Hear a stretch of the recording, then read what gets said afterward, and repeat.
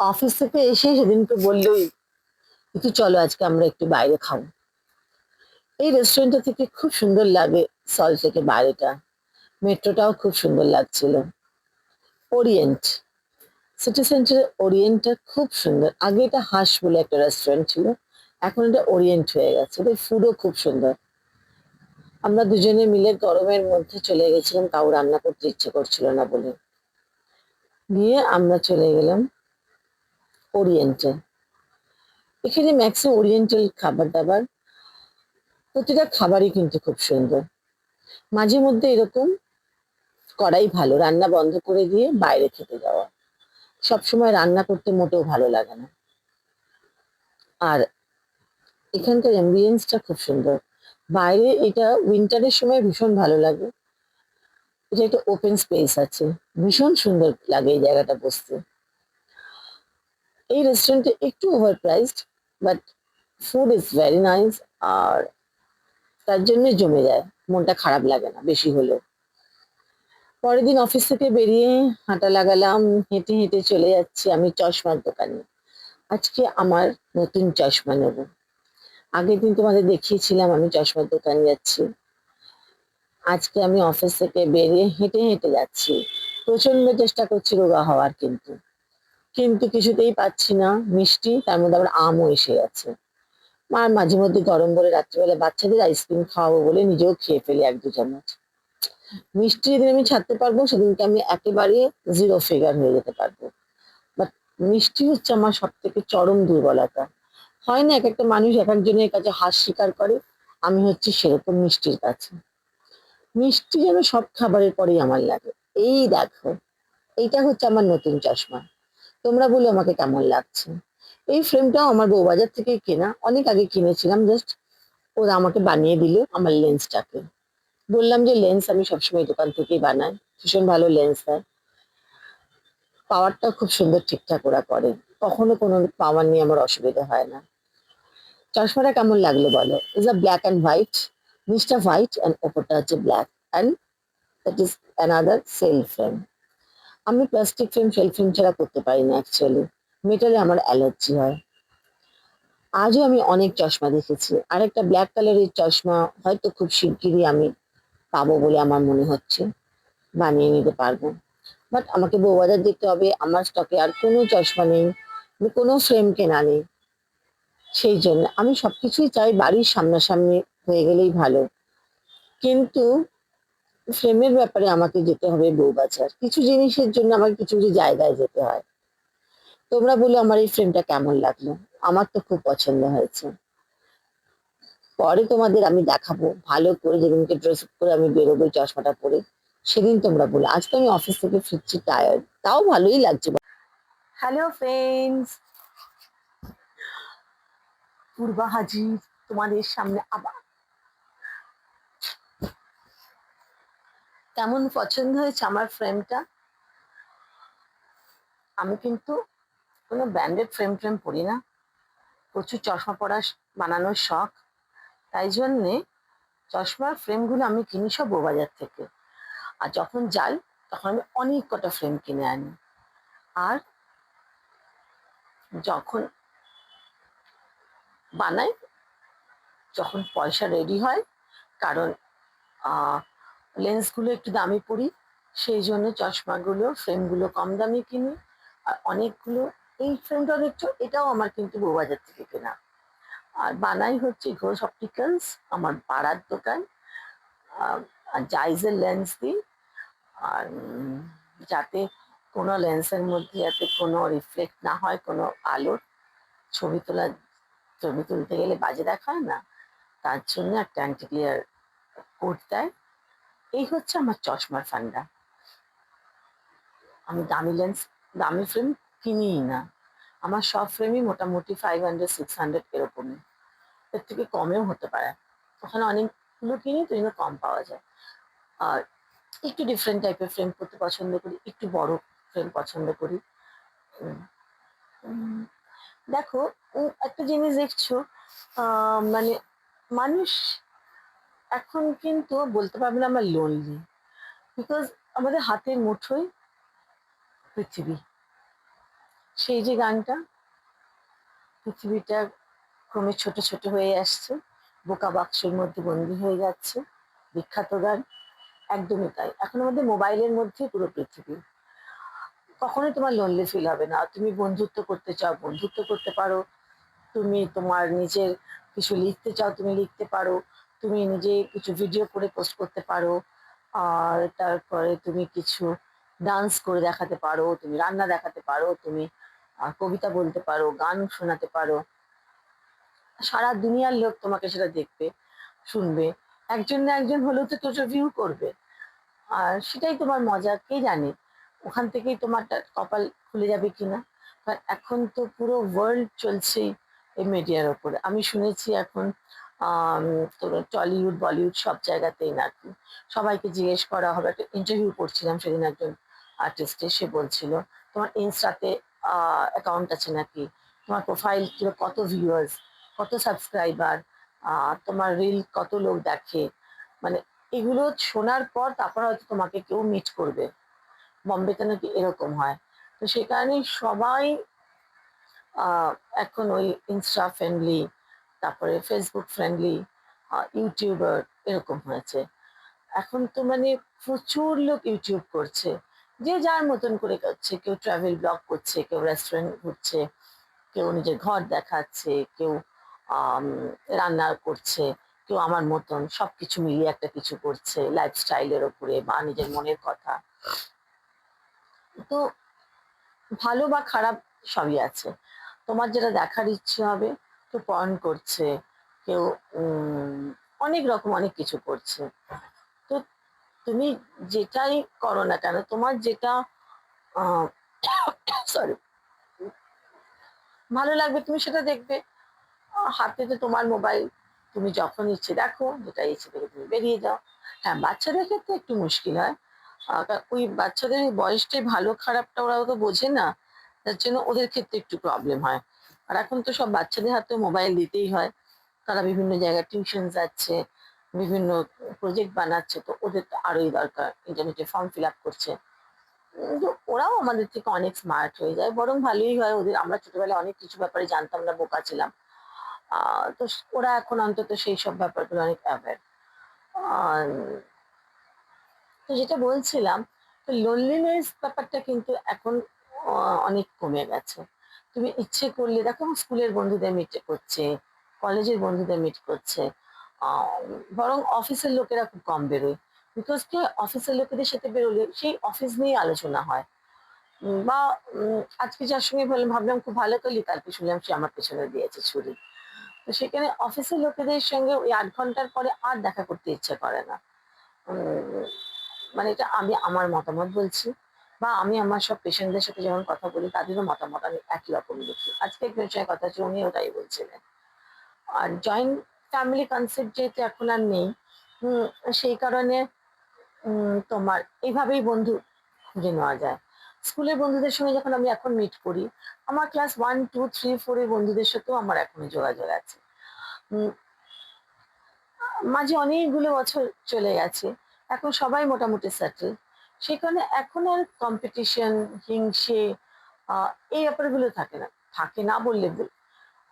কিছু লোকের মানুষের মধ্যে এটা একটা, আমাদের যেমন রাগ, ক্ষোভ, সবকিছু আমার এটাও একটা ফিলিংসেরই তো ব্যাপার।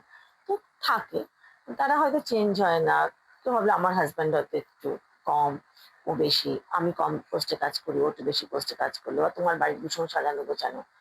এগুলো মেয়েদের মধ্যে, এগুলো মেয়েলিপানাটাই বলা ভালো, কনসিডার করা ভালো।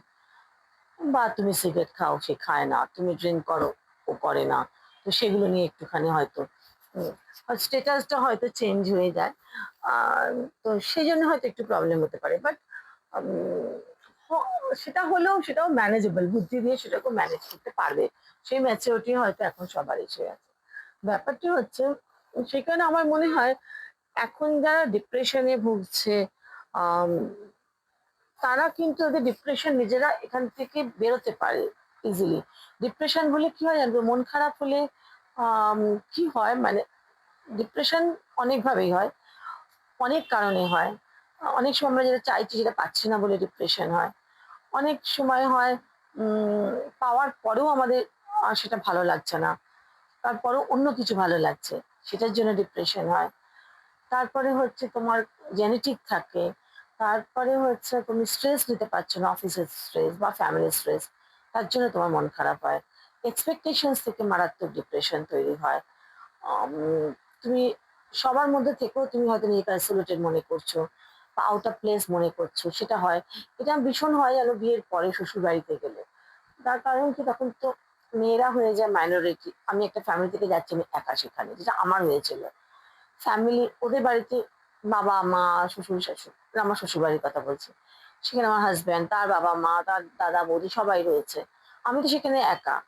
তো ওরা, আমি হয়তো গেলাম, এমন একটা কিছু আলোচনা করছে যেটা আমি জানি না বা তাদের চিনি না বা বুঝি না, তাহলে তো আমাকে, আমি তো বোর হচ্ছি বসে, বা তোমাকে শুনতে হবে, প্রথম কথা আউট অফ প্লেস ভাবছো। তারপরে হয়তো বললো যে উম, ও বুঝবে না, ও তো জানেই না, তখন আর ও কোথায়, মানে এরকম একটা।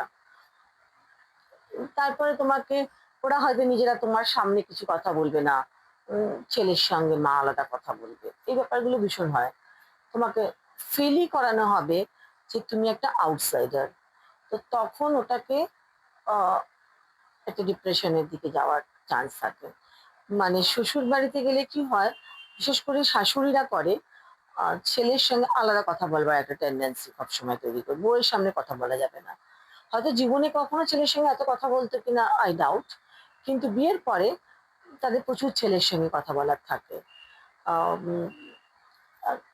আই ডাউট এই কারণে বললাম, আমি অনেক দীর্ঘ বছর, 12 বছর প্রায় প্রেম করেছিলাম। তো ন্যাচারালি মায়ের সঙ্গে ওর কতক্ষণ কথা হতো না হতো বা কতক্ষণ বাড়ি থাকতো না থাকতো, সেটা আমি খুব ভালো জানি। কিন্তু বিয়ের পরে পুরো সিনারিও চেঞ্জ হয়ে যায়। মানে মা প্রচন্ড একটা ছেলে ছেলে ছেলে ছেলে ব্যাপার, এটা খাও ওটা খাও সেটা করো এটা করো। হয়তো বিয়ের আগে এগুলো করতোই না, যেগুলো বইয়ের করার কথা সেগুলো মা বেশি করে করে। ছেলেটাও খুব অবাক হয়ে যায় যে বাবা হঠাৎ তোমার হলোটা কি। আলাদা কথা বলার একটা টেন্ডেন্সি সবসময় থাকে। এইগুলোর থেকে না একটা, তোমার একটা আউট অফ প্লেস মনে হবে, তোমাকে একটা একটা অদ্ভুত ডিস্টেন্স তৈরি করে দেবে তোমার সঙ্গে তোমার হাজব্যান্ডের, এরকম সবকিছু হয়। সেখান থেকে একটা অসম্ভব ডিপ্রেশন হয়। তো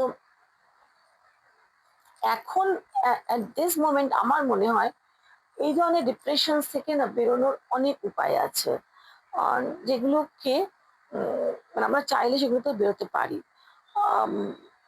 মোবাইলটা একটা ভীষণ বড় একটা বন্ধু আমার কাছে মনে হয়। ফেসবুকে প্রতিদিন এই যে ছবিগুলো মেমোরিতে সকালবেলা যখন আসে, 3 বছর আগে কি করেছি সেটা তোমায় দেখাচ্ছে, কত ভালো লাগে বলো। আমি সবসময় সবকিছু ফেসবুকে পোস্ট করি। তো সবাই সেই জন্য বলে এত কি ফেসবুকে দেয়, দি জাস্ট বিকজ অফ ফোনের মেমোরি এত নেই। আর একটা হচ্ছে ওইগুলো আমাকে সবসময় দেখায়, কবে বাবার সাথে ঘুরতে গেছি সেগুলো দেখায়, সবকিছুই মানে পুরোনো জিনিসগুলো প্রত্যেকদিন সকালবেলা ঘুম থেকে উঠে আগে মেমোরিজ দেখি ফেসবুকে। আমার খুব ভালো লাগে। কত জিনিস ভুলে গেছি সেগুলো আবার দেখছি, হয়তো বা ভাবছি এটা কোথায় গেছিলাম। কত ছোট ছোট জিনিস, অনেক কিছু মানে মনে পড়ে যায়। তো ডিপ্রেশন এখন কাটাবার কিন্তু অনেক ওয়ে আছে, আমি এটাই বলছি।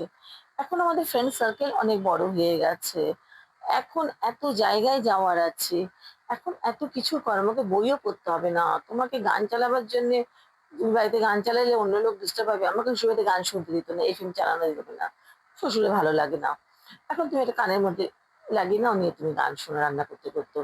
তাহলে অনেক ওয়ে আছে। আহ, তুমি নিজে বাড়িতেও তুমি একটা, তোমাকে বাইরে গিয়ে এক্সারসাইজ করতে হবে না, তুমি বাড়িতেও করতে পারো, নিজের মতো জুম্বা করো, নিজের মতো যোগা করো তুমি দেখে দেখে। গল্পের বই তোমাকে বসে বসে পড়ার দরকার নেই, তুমি মোবাইলে যেতে যেতে বই পড়তে পারবে। এই যে জিনিসগুলো না, এগুলো কিন্তু বিউটিফুল। মানে আমার সবসময় মনে হয় লোনলিনেস কাটাবার জন্য, এই যে আমি তোমাদের সঙ্গে মনে করো এই কনভার্স করি, আমার খুব ভালো লাগে, বিকজ আমার কথা বলতে ভালো লাগে। ছোটবেলায় আমি ভীষণ ইন্ট্রোভার্ট ছিলাম, আমি বারবার বলেছি। সেই কারণে ইন্ট্রোভার্ট যারা হয় তাদের খুব মুশকিল। তো চুলগুলো শুনছে আমার কথা, পরিচয় আর চুলগুলো আমার সব থেকে বড় শ্রোতা ওরা। মায়ের দিকে মুগ্ধ দৃষ্টি হয়ে দেখে, আর ওরা শোনে হয় মা প্রতিদিন অফিস থেকে এসে কি করে। তো আমার খুব ভালো লাগে তোমাদের সঙ্গে কথা বলতে। আহ এই কথাগুলো যে ডিপ্রেশন কাটানোর জন্য, লোনলিনেস কাটাবার জন্য এখন যে সবসময় আমাকে বাইরে দৌড়ে চলে যেতে হবে এরকমও কিছু না। তুমি যে কিছু রান্না করছো তুমি দেখাও, তুমি কি করে সাজো তুমি দেখাও, কখনো তোমার আলমারিটা খুলে তুমি দেখাও কি করে শাড়িগুলো গুছিয়ে রাখছো, বা তোমার জাং জুয়েলারি তুমি কি করে গুছিয়ে রাখছো। এরকম ছোট ছোট জিনিস, সেটাতে তোমার একটা কতটা সময় চলে যাবে দেখো। আর তুমি কিছু পোস্ট করলে ডেফিনেটলি সেখানে দুজন তিনজন লাইক করবে বা ভিউজ দেখবে, তো কমেন্ট করবে। দেখো এখন কত বড় আমার পরিবার হয়ে গেছে ইউটিউবে, 700 আমার সাবস্ক্রাইবার, তোমাদের জন্যই পসিবল। তোমরা যদি চাও তাহলে আরো আমার সাবস্ক্রাইবার হবে, কিন্তু তার জন্য তোমাদের আমার সঙ্গে একটুখানি আমাকে একটু সাপোর্ট করতে হবে। অ্যাকচুয়ালি আমি এগুলো একদমই জানি না, জানি না ইউটিউবে ব্যাপারটা আমার কাছে একটু গোলমেলে লাগে, আমি এগুলো বুঝি না ঠিক অত। আর বিশ্বাস করো এত প্রেশারে থাকি যে এত কিছু মাথায় পড়ে পড়ে কিছু করাটা এখন এখন আমার পক্ষে একটু ডিফিকাল্ট। কিছু বছর বাদে হয়তো আমি পারবো আরো ভালো করে। তো সে কারণে আমার মনে হয় যারা ডিপ্রেশনে ভুগছো তারা তোমরা যদি ভালো করে মোবাইলটাকে ইউজ করতে শেখো, অ্যান্ড্রয়েড ফোনটাকে, কিছু বলো না, প্রত্যেকের মধ্যেই কিছু না কিছু ক্রিয়েটিভ জিনিস থাকে আমার মনে হয়। You have to find out তোমার মধ্যে কোনটা আছে। তুমি লিখতে ভালো লাগলে তুমি লেখো, লিখে তুমি পড়ো, বা কোনোদিন তুমি কবিতাগুলোই পড়ো না, আবার ছোটবেলার কবিতাগুলি পড়ে পড়ে তুমি বলো, বা তুমি আম, যেমন আমরা ঘুরে বেড়াই সেরকম বেরিয়েও তুমি করতে পারো, যেরকম তোমার খুশি। চেনাশোনা লোকের গল্প বলো। আমি তো উম, যখন অফিস ছাড়বো তখন তোমাদের আমি বলবো বিভিন্ন পেশেন্টের গল্প, এখন আমি বলতে পারবো না, তখন আমি বলবো কত রকমের অসুখ, কত রকমের পেশেন্ট, কত রকমের মানুষের সঙ্গে আমি ডিল করেছি। বিভিন্ন আমার আমার চাকরির স্প্যানটা অনেক বড়, আর অনেক এক্সপোজার আমার, উম, অনেক এক্সপিরিয়েন্স, বিভিন্ন এক্সপোজার, বিভিন্ন ডিপার্টমেন্টে আমি কাজ করেছি। তো আমার তো শেয়ার করতে ভীষণই ভালো লাগবে। আর এখন বাবা নেই, মা নেই, হাজব্যান্ড নেই, তো কার সঙ্গে শেয়ার করবো? বন্ধুদের মাথা খাই আর তোমাদের মাথা খাচ্ছি আমি। আমি জানি না তোমরা বোর হচ্ছ কিনা, হলেও প্লিজ শুনো আমার কথাগুলো, খুব একটা বাজে কথা আমি বলছি না। আর আরেকটা কথা কি জানো, মানুষের সঙ্গে যত কথা বলবে, যত মিশবে, তত মাটির সঙ্গে থাকবে, মানে ওই লেভেলের লোকেদের কথা আমি বলছি না, আমি মাটির মানুষদের সাথে কথা বলছি। আহ তুমি দেখবে ওদের একটা স্টোরি আছে, যে রিক্সা চালায় তার একটা গল্প পাবে, যে অটো চালায় তার একটা গল্প পাবে, হয়তো কোথায় তার দেশে আমার এখানে এসে বসে রিক্সা চালাচ্ছে। ছোটবেলায় আমাকে যে রিক্সা নিয়ে যেতে, নার্সুয়া তার নাম ছিল। নার্সুয়া তো মানে তার যেন মেয়েই আমি, বেটি বেটি বেটি বেটি মানে আমাকে পাগল। সারা নৈহাটিতে জানতো আমি নার্সুয়ারই মনে হয় মেয়ে মনে হতো, মানে এত ভালোবাসতো, এত ভালোবাসতো, মানে আমাকে নিয়েই মনে হয় ওর যেন সারাটা দিন চলে যেত। তো এই যে নার্সুয়ার কথা আমার এখনো মনে আছে। বা ছোটবেলায় আমার সঙ্গে যিনি তবলা বাজাতেন, গুপিদা, এই ভদ্রলোক, এইরকম অনেক মানুষ যাদের কথা বারবার আমার জীবনে মনে আসে। আমি বলবো তোমাদের এদের গল্প, নিশ্চয়ই বলবো। সে কারণে মোবাইলটাকে যদি তোমরা ভালো করে ইউজ করতে শেখো, কখনোই তোমরা ডিপ্রেশনে যাবে না আমার মনে হয়। ডিপ্রেশন কাটাতে হলে মোবাইল খুলে জাস্ট বলতে থাকো বা খাতায় লিখতে থাকো কি নিয়ে হচ্ছে। কারোর উপর রাগ হচ্ছে, তুমি খাতায় লেখো, কিছুক্ষণ বাদে দেখবে তোমার রাগটা কমে যাবে। বিলিভ মি, আমি ডায়েরি লিখতাম এসে, শাশুড়ির উপর রাগ হচ্ছে ডায়েরির মধ্যে লিখে রাখছি, প্রেম করে বিয়ে করেছি, মাকে এসে বলতে পারবো না, বাবাকে এসে বলতে পারবো না। So I have to kill with it, I have to solve. কি করে সলভ করবো? তো আমি বসে বসে ডায়েরি লিখতাম। আমার সেটাতে না দেখতে পায় আমার শাশুড়ি, সেটাও তো ব্যবস্থা করতে হবে। তো আজকে আমার কাছে মনে হয় আজ আর আমার ওনার উপর কোনো রাগ নেই, ওনার উপর আমার শ্রদ্ধাই আছে।